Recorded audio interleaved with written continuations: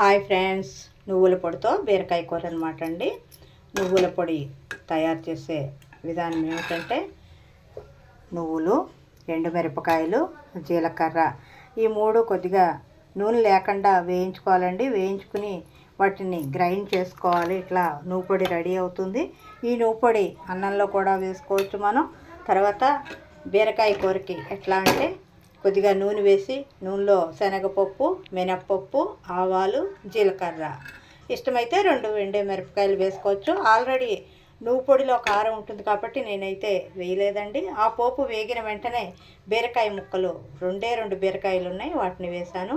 ఆ బీరకాయ ముక్కలు మగ్గంగానే రెడీ చేసుకున్నటువంటి నువ్వు పొడిని ఇందులో వేసి ఒక్క 2 మినిట్స్ ఉంచి తీసేస్తే రెడీ అండి.